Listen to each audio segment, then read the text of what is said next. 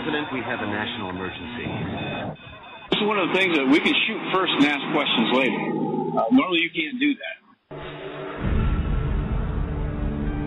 All of a sudden these trees started moving out of the way. They parted for me. And then I came out into this opening, and there where I saw Jesus Christ.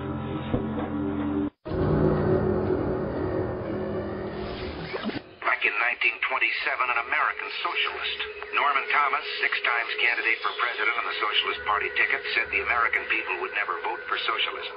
But he said under the name of liberalism, the American people will adopt every fragment of the socialist program. He is more imminent. James Madison, 1788, speaking to the Virginia Convention, said, "Since the general civilization of mankind, I believe there are more instances of the abridgment of the freedom of the people by gradual and silent encroachment of those in power than by violent and sudden usurpations." When men were free.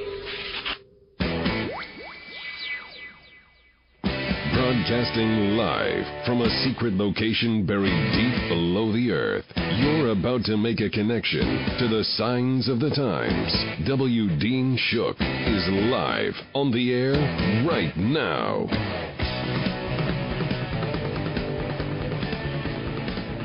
Heidi-ho, neighbors, and thank you for tuning in to End Time News. I'm W. Dean Shook, bringing you the news the mainstream media is never going to touch.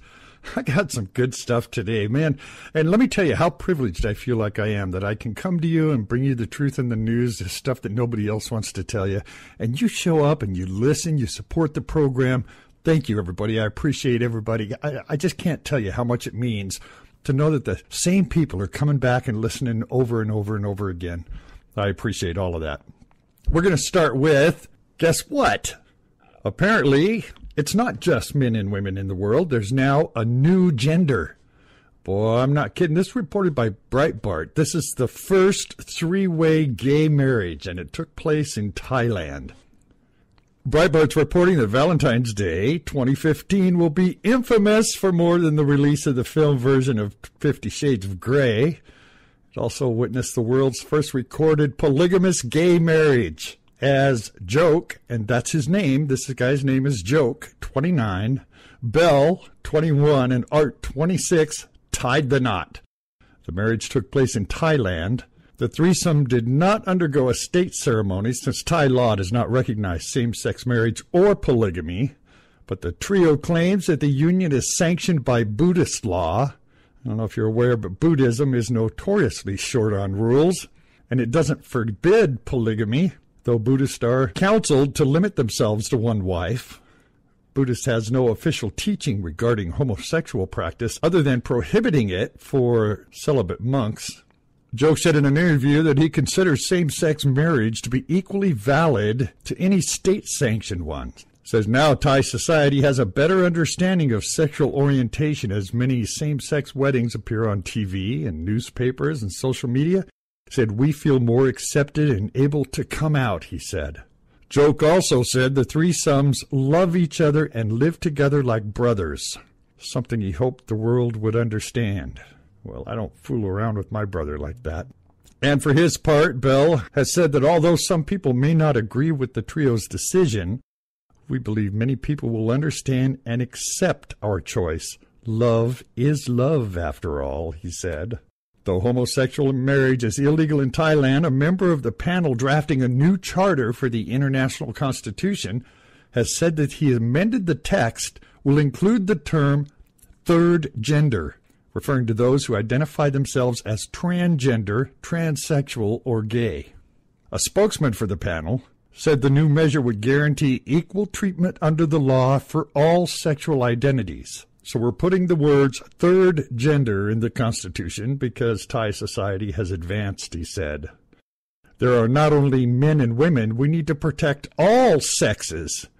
We consider all sexes to be equal. These people are trying to make the world think there are other sexes besides men and women as we sink deeper and deeper into the abyss of nonsense.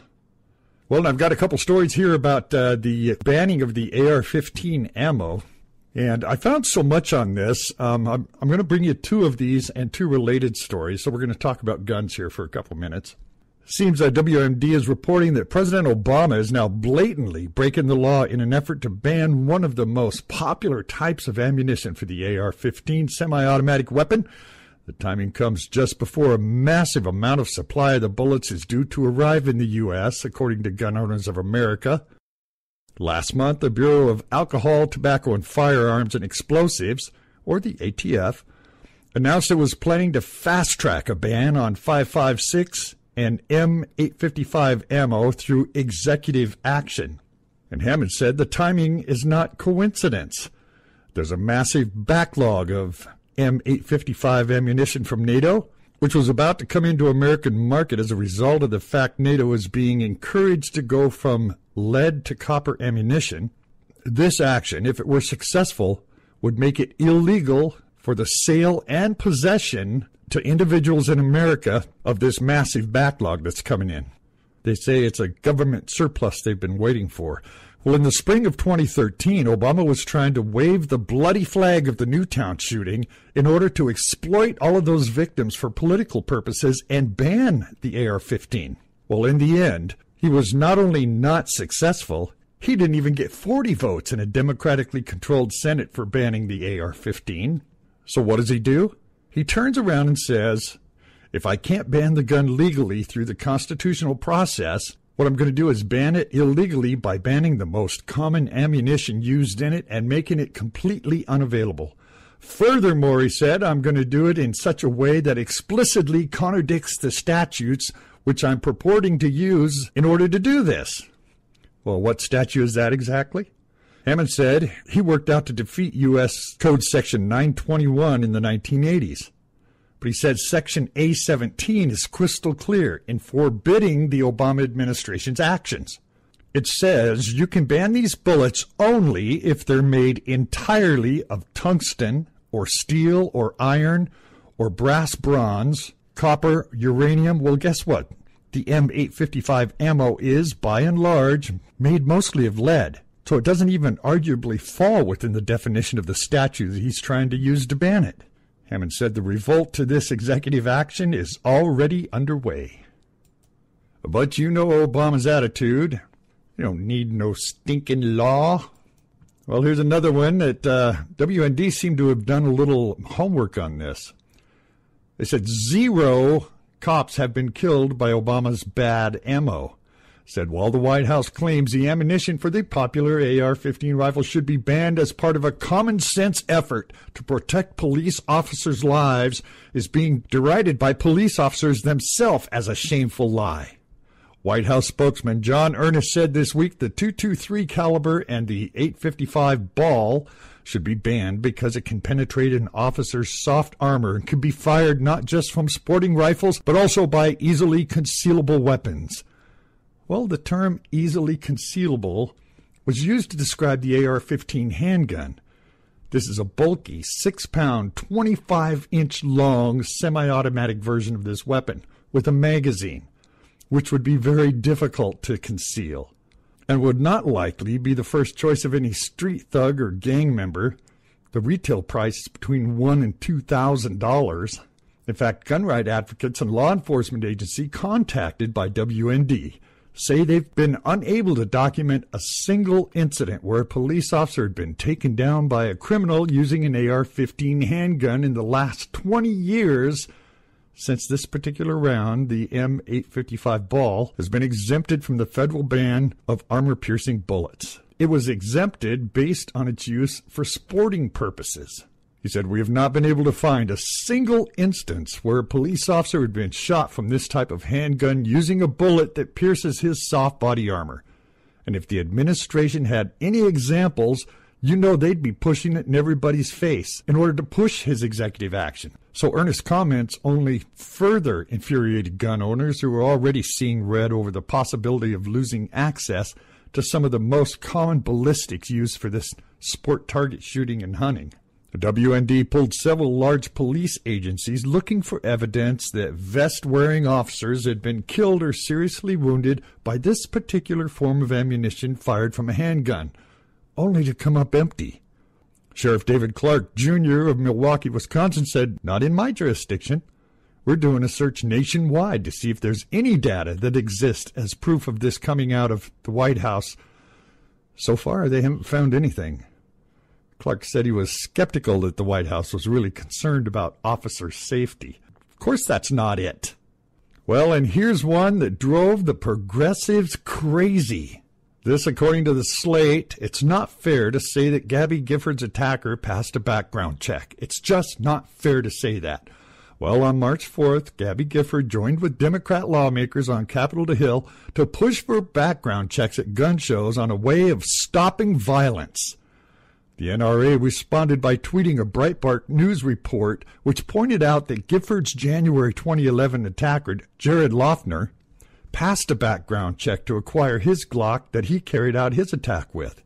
In other words, a background check was impotent to stop this heinous act. And the Breitbart News report showed that Loughner wasn't an aberration. Rather, other shooters, Jared and Amanda Miller in Las Vegas, Elliot Rogers in Santa Barbara, Ivan Lopez at Fort Hood in 2014, Darian Aguilera at Maryhill Mall, Carl Pearson at Arapahoe High School, Paul Ciencia at LAX, James Holmes at the Aurora Theater, Nadal Hassan at second Fort Hood shooting, and other gunmen all passed background checks for the weapons that they used. Slate magazine claims that pointing these things out is a new low, as if highlighting the fact that background checks have been impotent to stop criminals is something that can't be mentioned right now because Gabby Gifford is pushing background checks as a way to stop criminals, so you can't say that stuff. Slate tries to accomplish this by heaping shame on the NRA for daring to highlight the truth about Jared Loughner passing a background check. They claim the NRA's willingness to point out the truth about the impotency of background checks is basically an attempt to taunt a victim of gun violence who's trying to help others. Well, so is there a reason that the average citizen should have a gun in their house? Well, here's a story where cops are eyeing changes against pistol-packing homeowner. From a homeowner's perspective, it was a clear case of self-defense. But police are saying they're not so sure, not yet anyway. According to the owner of a home on Diane Drive in South Fulton County, just outside of Atlanta, the doorbell rang about 11:45 a.m., followed by a knock on the door, then another knock, then another. The knocks came closer together with more urgency. In a neighborhood with tall trees and middle-class homes, the sound of pounding on the door gave way to kicks, and then the sound of gunfire. Lots of gunfire. When nobody answered the incessant knocks from the unknown woman, her male companion came to the door and started trying to kick the door down. This, according to the homeowner, who grabbed his 9mm pistol. He approached the window of the door from the side. He told police that when he approached the door, the burglars fired shots at him, so he opened the door and fired back, causing them to run away to their car.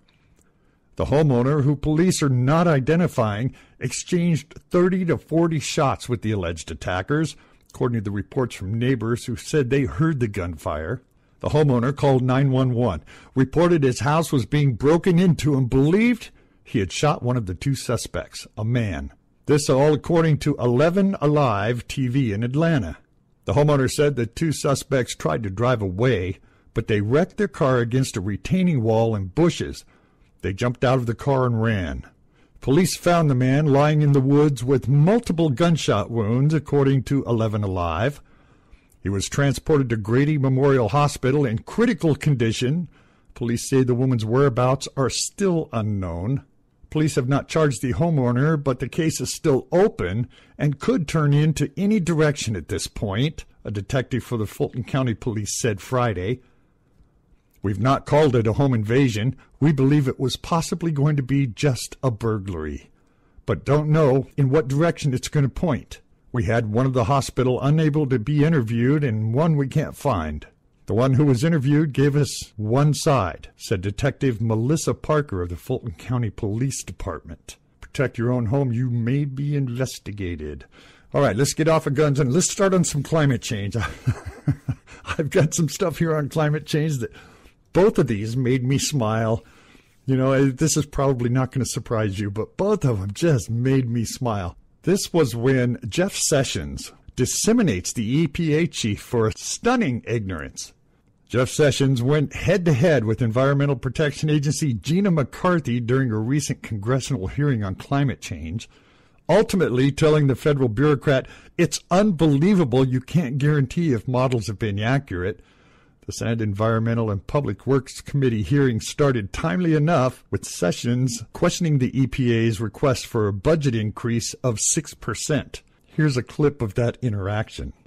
As a member of the Budget Committee and somewhat familiar with the Budget Control Act, which contained the growth of spending, I think EPA this year should be flat spending, or at least no more than 2.5% increase. You're proposing a 6% increase. I mean, where does the money come from? Are you proposing to break the limitations? Briefly. It is part of the president's proposal, which is not going to buy into the bad policy of sequestration, but he's designed a budget that can accommodate this. And Senator, the one thing I want to say is that... all right, go ahead. Go briefly. ahead. I'm sorry. Go ahead. Well, the inflation rate in the United States is about 2%, so you want to have a 3 times the inflation rate increase in spending.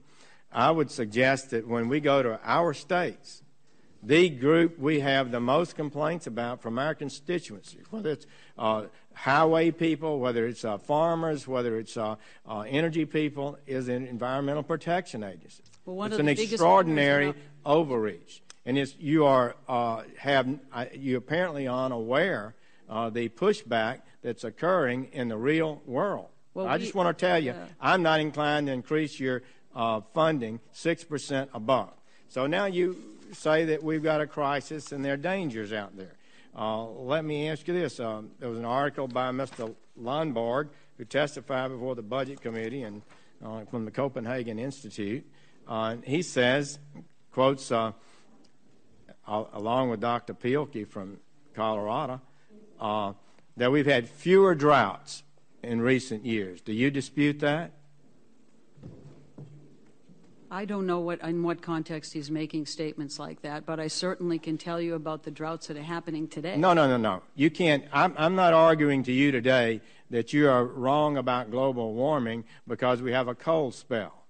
I'm asking you, what are the data? Don't you know worldwide data about whether or not we're having fewer or less I'll be happy to provide it, but I certainly am aware that droughts are becoming more extreme and frequent. Well, you're aware that the IPCC has found that moisture content of the soil is, if anything, slightly greater than it has been over the last decade. It's in their report. Are you aware of that?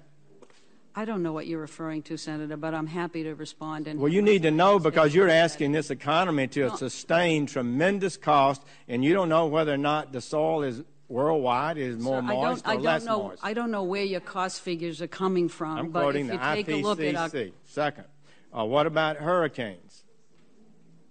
We had more or less hurricanes in the last decade. There have been more frequent hurricanes and more intense in terms of landing those hurricanes on land. I cannot answer that question. It's a very complicated issue. It's not complicated on how many have landed. We've had a dramatic reduction in the number. We've gone a decade without a hurricane class 3 or above. But, sir, the scientists are not really considering that number to be significant because the subset is so small that you're looking at, that you're taking issues in science out of context. And it's not my job to be... Are you asserting that you have evidence that we have greater hurricane around the world in the last decade than the previous decade? I am asserting that I have plenty of evidence, factual evidence from scientists who know this issue, that climate change is happening, it's real, it's happening now. Well, of course the climate is changing, Ms. McCarthy. I just asked you, you have been saying that we have more storms. Will you submit within a few days, it shouldn't take long, I'm happy to submit all show the science that we've had more storms in the last decade? When you say we, what are we talking about? The world. The U.S.? The world. I'm happy to submit the full breadth of science that we have behind climate. We've submitted it on many occasions. We'll do it again. Would you acknowledge that and over the last 18 years, that the increase in temperature has been very little, and that it is well below, matter of fact, 90% below most of the environmental models that showed how fast temperature would increase. No, I would not agree with that, sir. A 1 degree temperature is significant. No. I'm asking you, is it below the models or above the models? I do not know what the models actually are predicting that you're referring to. There are many models. Ahead of the environment. And sometimes it's actually going faster and sometimes slightly slower than the model predicts. But on the whole, it makes no difference to the validity in the robustness of climate science that is telling us that we are facing an absolute challenge that we must address both environmentally, economically, from a national security perspective, and for EPA from a public health perspective. All right. Well, of course, carbon pollution is CO2, and that's really not a pollutant. It's a plant food, and it doesn't harm anybody, except that it might include temperature increases. But so let me ask you one more time. Are you asserting, just give me this answer, if you take the average of the models predicting how fast the temperature would increase, is the temperature in fact increasing less than that or more than that? I cannot answer that question specifically. Well, Mr. Chairman, I just would say this is a stunning development, that the head of the Environmental Protection Agency, who should know more than anybody else in the world, who's imposing hundreds of billions of dollars in cost to prevent this climate and temperature increases, doesn't know whether their projections have been right or wrong. And here's a story I found on Breitbart. This one, doesn't really surprise me either. Climate alarmists. They say only climate alarmists should be allowed on television. Scientists and journalists who mislead the public about global warming should be banned from television. No freedom of speech for you. So says the producer of the highly tenuous and misleading new eco-propaganda movie about global warming, apparently blissfully unaware of the irony of his position. Robert Kenner is the producer of Merchants of Doubt. This is a documentary that seeks to claim that climate skepticism is nothing but a fossil fuel-founded conspiracy coordinated by some kind of, crackling evildoers who tried to persuade you that smoking doesn't cause cancer and fossil fuels don't cause climate change. Really? Well, like the Obama administration, the movie takes for granted the notion that catastrophic man-made climate change is real, that all the scientists promoting the theory are reliable, honest, and principled, that the only possible reason anyone might have for claiming otherwise that they're merchants of doubt, i.e. the name of the movie, calls them corrupt, disinformers, who deliberately and cynically seek to hide the truth from global warming from the public because they've been paid to do so by sinister corporate interests. Now, Kenner has written a public letter to one of his fellow celebrity alarmists, scientist turned filmmaker Randy Olson, to try to get him to help to promote his, let's say film, in a serious issue of big oil-funded denialism. I've got a copy of this letter, and let me tell you what this says. It says, the one big reason why I produced Merchants of Doubt, a film that lays bare the greedy, shameful world of climate denial and the journalists who broadcast it. That's also why right now we're launching a people-powered national campaign that could keep climate deniers out of the news for good. Merchants of Doubt premieres in the U.S. theaters today. It'll invite thousands of energized viewers to sign the petition and join the campaign. Let's lead the charge. He says, join me to tell the TV networks and cable news directors, stop booking Merchants of Doubt on your programs immediately. He said in 2013, one-third of the climate coverage on CNN and over half of the climate coverage on Fox News was misleading. 2014, every Saturday show except CBS, Face the Nation, hosted a climate denier. It's true, our mainstream media news networks book fake experts, often paid by the fossil fuel industry, and those experts use the opportunity to confuse the public understanding on climate. Oh, you evildoers. Forecasts to Facts have successfully held the media accountable before. He said 1 year ago, over 100,000 of us pushed the Washington Post to promote its climate reporting, and we won, and we can do it again in our TV news. He went on to say in the letter, Merchant of Doubt gives its community a special chance to make an issue. Climate denial, the national issue should be, let's make it count. Add your name today. Join the campaign to end climate denial in the media. There's a campaign to make sure that you have no free speech. This according to Robert Kenner. Thank you so much for denying other Americans their freedom of speech. Well, I guess they won't be booking me on any mainstream media because I'm a climate denier. You know what? I'm going to take a short break here, but when I come back, I'm going to tell you how the California Supreme Court has ruled that if you choose to remain silent, that can be used against you in court. And at the end of this program, we're going to take a look at the Tea Party. And we're going to be fair about this. We're going to say what people hate about them, and we're going to see what the Tea Party says about themselves. And I'm going to let you decide if it's good or bad. We've also got some border news. And, of course, the state needs to protect children from religion and their parents. Boy, it just never stops. I'll come right back with these stories right after this short break. You're listening to End Time News.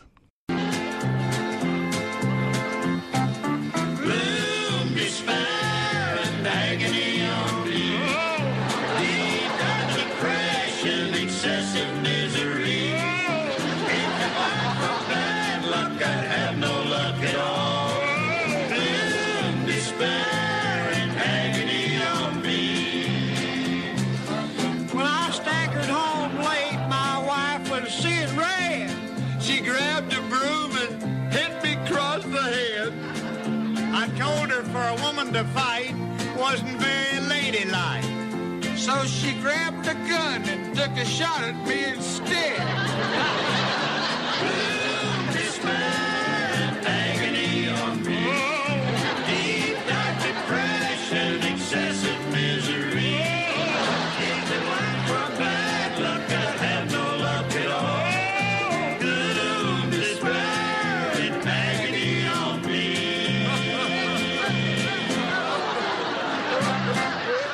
Do you think the media is biased? Maybe they're leaving something out, or there's something they're not telling you. Now, you have a source for the truth in the news. W. Dean Shook, End Time News. Your connection to the signs of the times. Hi, folks. Have you noticed the federal government and police departments are using drones for everything? Drones are expensive. They're hard to fly. It can take up to a week just to learn to make a drone hover. Not anymore. There's a new generation of drones that are not only affordable, but very easy to fly. Now, you can have your own personal drone, anything from a micro mini that'll fit in the palm of your hand, right up to a full-scale model, 10 inches in diameter like the model I have, the V949 Pro. Comes with a 6-axis 4-rotor blade and an HD 2.4 camera mounted on the bottom. These drones are made of a space-age polymer. They're durable, and don't worry about crashing your drone. Replacement blades for this drone from the website are only $1.80 for a pack of 4. That's right, I said $1.80 for a pack of 4 replacement blades. You can also get an extra long life battery. This battery allows you up to a half hour of flight time with a maximum speed of 40 miles an hour. Have your own personal drone, and you can get all of this for under $70. If you go to the website, wdeanshook.com, and click on the banner on the webpage, you can get from 7 to 22% off your personal drone. It's shipped as a kit. You can be up and flying your own personal drone with an HD camera within a half hour. Come to the webpage, wdeanshook.com. Click on that banner and get your discount today. wdeanshook.com.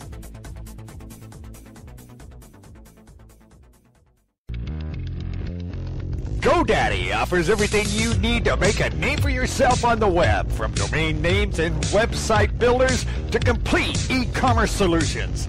We've earned our place as the world's #1 accredited domain registrar by delivering world-class products at competitive prices and support them with industry-best services delivered 24/7, 365. We're proud to serve our customers from locations around the world. Sign up now at wdeanshook.com and get your domain name as low as $5.99 a year. Sign up now at wdeanshook.com. Go, Daddy. Go, Daddy.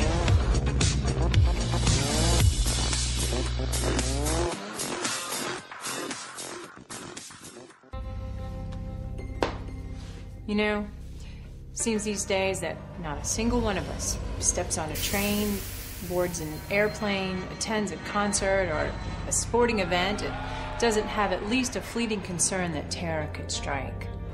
The reality of the post 9/11 world is that we're at war and we are a target.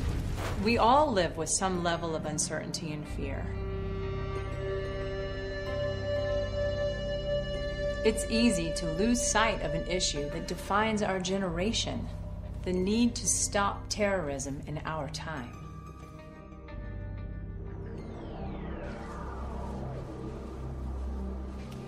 Our president apologizes for America, and he's made it clear that the era of American exceptionalism is over. He campaigned on closing Guantanamo and trying terrorists in civilian court. On his second day in office, he stopped enhanced interrogation and he closed down the black sites. You know, where we got the intel that ultimately led us to bin Laden. He has all but abandoned Israel despite the fact that Iran is the world's leading sponsor of terror, that openly calls for the annihilation of Israel. All while Iran develops a nuclear bomb that they recently announced could be delivered to U.S. targets via missiles developed during Obama's presidency. While he does nothing but talk. The question for every American is simply, are we safer? AreWeSafer.com provides you with the facts and the potential consequences of these failed policies so that you can make informed decisions. I mean, let's face it. If things don't change, everything will change. And we all hope that day never comes.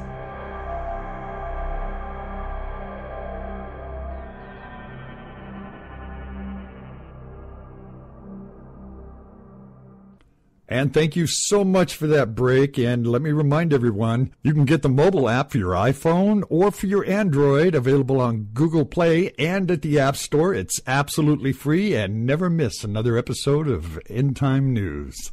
Download today. All right, I've got a story from the AP out of California. The Supreme Court has ruled that silence of suspects can be used against them. Wading into a legally tangled vernacular manslaughter case, a sharply divided High Court on Thursday effectively reinstated the felony conviction of a man accused in a 2007 San Francisco Bay Area crash that left an 8-year-old girl dead and her sister and mother injured. Here's this story. Richard Tom was sentenced to 7 years in prison for manslaughter after authorities said he was speeding and slammed into another vehicle at Redwood City intersection. Prosecutors reportedly told jurors during the trial that Tom's failure to ask about the victims immediately after the crash, but before the police read him his so-called Miranda rights, showed his guilt. Legal analysts said the ruling could affect future cases, allowing prosecutors to exploit a suspect's refusal to talk before invoking Fifth Amendment rights against self-incrimination. The state Supreme Court, in a 4-3 ruling, said Tom needed to explicitly exert his right to remain silent before he was read his Miranda rights for the silence to be inadmissible in court. This was Justice Goodwin Liu, who dissented. He said the court today holds, against common sense expectations, that remaining silent after being placed under arrest is not enough to exercise one's right to remain silent. So what do you think? Do you have to say you're going to remain silent for it to count, even before you get your Miranda rights? According to the California Supreme Court, that's the case. And despite being told over and over and over and over and over and over and over that our border is secure, Breitbart, Texas is reporting that an alien smuggler accused of assaulting a Border Patrol agent claims he was deported 49 times. They're saying U.S. Border Patrol agents in the border city of Hidalgo, Texas, responded to a tripped sensor. The agents saw a group of 17 illegal aliens who appeared to have just swam across the Rio Grande make their way into an abandoned structure, and the agents moved to arrest them. Court records obtained by Breitbart revealed that they approached 23-year-old Victor Daniel Vaquez Ramirez, who is identified as the leader of the group. He began throwing punches at one of the agents. He hit the agent several times before he was able to be subdued and placed him in handcuffs. Once at the border station, Valquez told agents he had been deported 45 times as a juvenile and 4 times as an adult. Agents checked their records and confirmed that he had in fact been previously deported 4 times as an adult. Valquez was charged in federal court with 1 count of human smuggling, 1 count of illegal reentry. Court records show the prosecutors have yet to charge him in connection with the assault on the agent. Breitbart, Texas, previously reported in assault cases against agents that many times the assault charges get dismissed or the aliens are not charged unless an agent is seriously injured. These cases have been cause for concern with the local chapter of the National Border Control Council, who has routinely spoken out against the practice. Union officials claim the assaults on state and police officers are handled in a stricter manner than assaults on border agents. And sticking with California, with these kind of rules, there's no wonder that this story came up. California handgun sales have skyrocketed, and gun-related homicides have plummeted. This says handgun sales in California broke a 21-year-old record in 2014, and at the same time, firearms-related murders fell to their lowest rate in over 20 years. Moreover, accidental gun deaths decreased as well. According to the Sacramento Bee, a record-breaking 510,000 handguns were sold in the state of California in 2014, easily breaking the previous record of 433,000 handguns sold in 1993. The rise in handgun sales reflects a national surge that was the result of calls for more gun control in response to several mass shootings. The correlation between more guns and less crime was also seen nationally.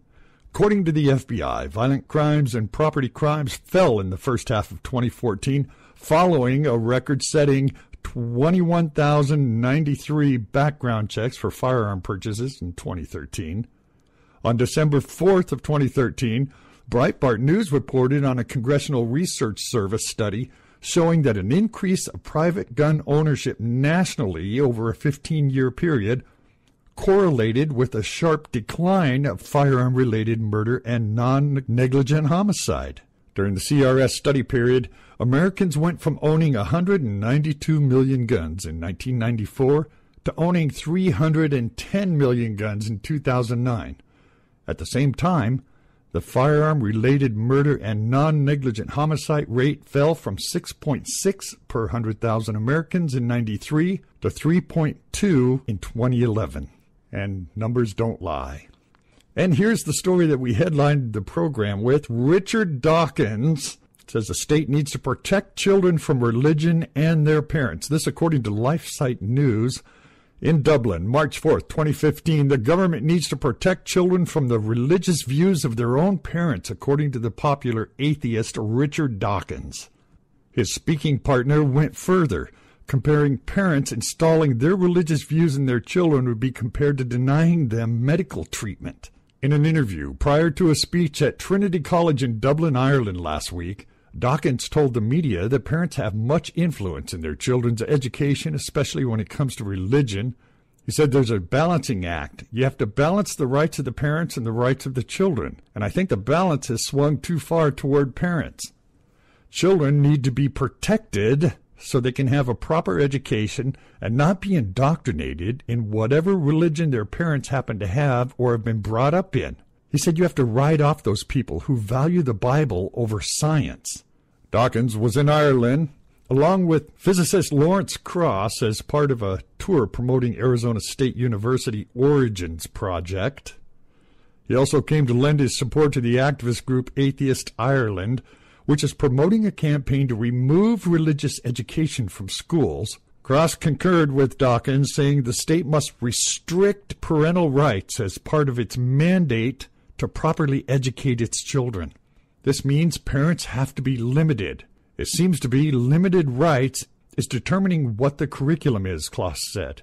And parents, of course, have concerns and a say, but they don't have the right to shield their children from knowledge. That's not right any more than having the right to shield their children from health care or medicine. Those parents that do that are often tried and imprisoned when they refuse to allow their children to get blood transfusions or whatever is necessary for their health.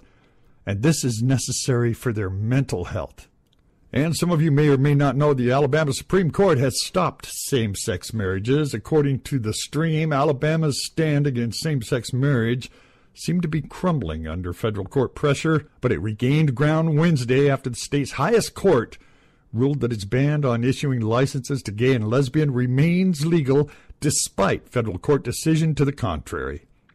The Alabama Supreme Court ordered county probate judges to uphold the state ban pending a final ruling in the Supreme Court, which hears arguments in April on whether the gay couples nationwide have a fundamental right to marry and whether states can ban such unions.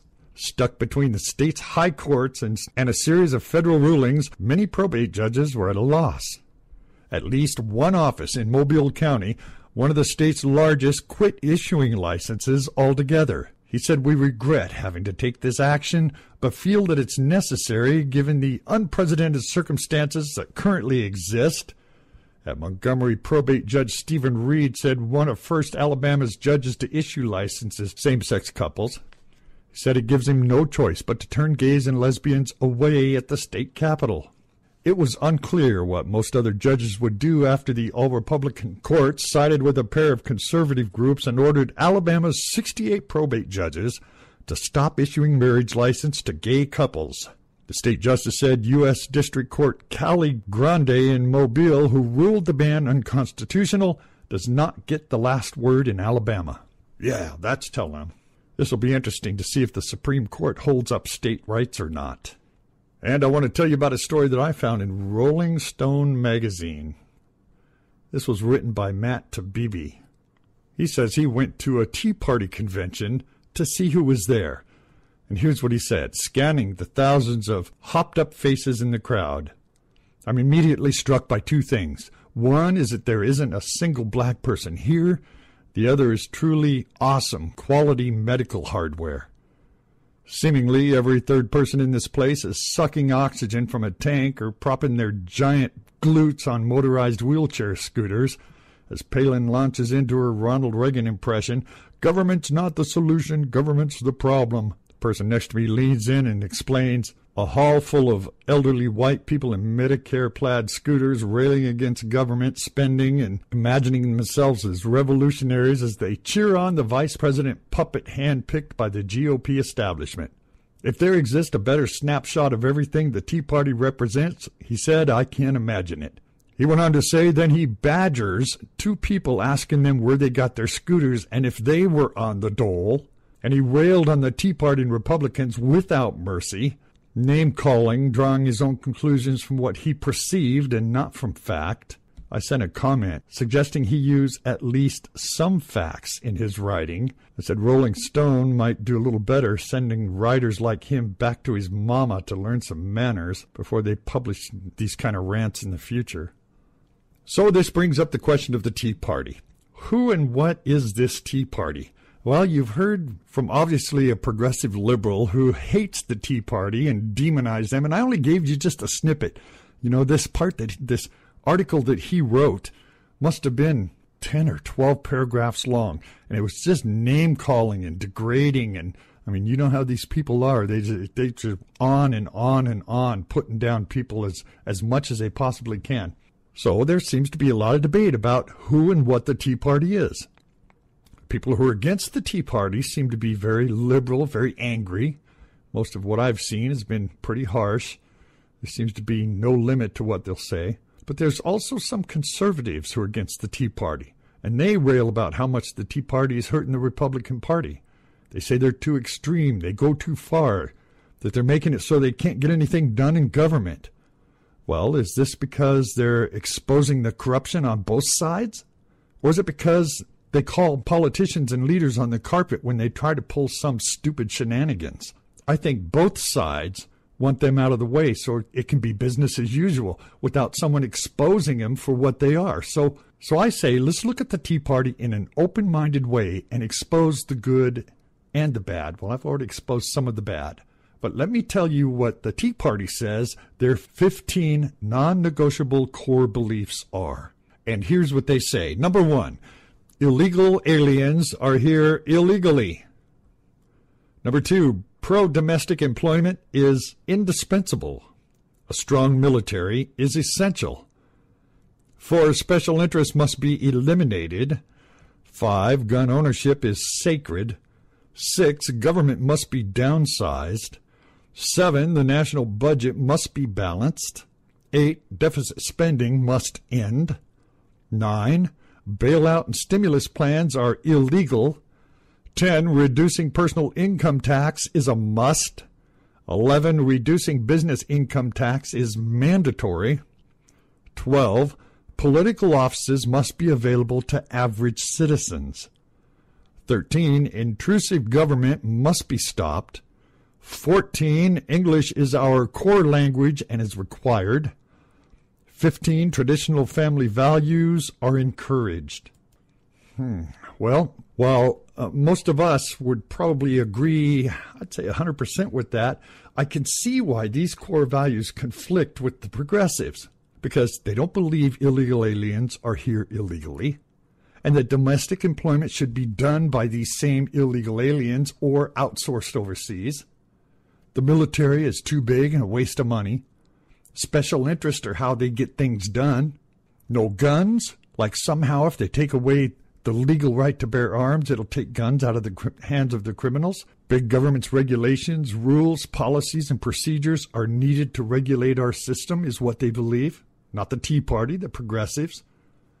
They also believe we need to run our economy in deficit because rich people and corporations don't pay enough taxes. They believe bailouts are the only way to preserve our economy, and only professional politicians can run our government. Now, the big one is traditional family values. The progressives in this country say that these need to include gays, lesbians, transgenders, bisexual, and anyone else who thinks that they're something that they're not. So I can see the conflict here. So here's what the Tea Party says about themselves, and you decide if this is good for our country and for Americans. And I'll leave that up to you. Here's what they say. The Tea Party is a grassroots movement that calls awareness to any issue which challenges the security, sovereignty, and domestic tranquility of our nation. From our founding, the Tea Party represents the voice of the true owners of the United States, we the people. TeaParty.org was created on September 2nd, 2004. Many claim to be founders of this movement. However, it was the brave souls of the men and women in 1773, known today as the Boston Tea Party, who dared to defy the greatest military might on earth. We're the beneficiaries of their courage. The Tea Party includes those who possess a strong belief in the foundational Judeo-Christian values that are embedded in our great founding documents. We believe the responsibility of our beloved nation is etched upon the hearts of American patriots from every race, religion, national origin, and walk of life, sharing a common belief in the values which made and keep our beloved country great. This belief led to the creation of the modern-day Tea Party. They go on to say, we stand by the Constitution as inherently conservative. We serve as a beacon to the masses that have lost their way, a light illuminating the path of the original intentions of our founding fathers. We must raise a choir of voices declaring America must stand on the values which made us great. Only then the politically blind will see and the deaf will hear. By joining the Tea Party, you're taking a stand for our nation. You'll be upholding the grand principles set forth in the U.S. Constitution and the Bill of Rights. So I guess if you're someone who says that we're not a unique form of freedom in the world and that we need to change, then yes, this would be disagreeable to you. Personally, I'd say love it or leave it. You know, if the water's too hot, get out of the water. I just can't find anything here that's objectionable to me. I guess if someone wants to live under a ruler, they can always move to, Krapistan or wherever it is they think it would be better. I think the mainstream media plays a huge role in demonizing everyone that they don't agree with. That would explain the huge success of independent news outlets like In Time News by what I'm doing right here, right now, by simply exposing the things that they don't want you to know. Now, don't get me wrong. I have my detractors, too. Example of that would be I have a review on iTunes where the lady said how sad it was that I hadn't seen a doctor to get the medication that I so clearly need. Because this lady, like so many others, can't see anything except their own view. And you can email me at contact@wdeanshook.com. Twitter is WDeanShook. Come and join me on Twitter. Facebook is WDeanShook. And as usual, when the dust settles and the smoke clears, I'll be back with another episode of Truth in the News just for you. Thank you. Now, you have a source for the truth in the news. W. Dean Shook, End Time News. Your connection to the signs of the times.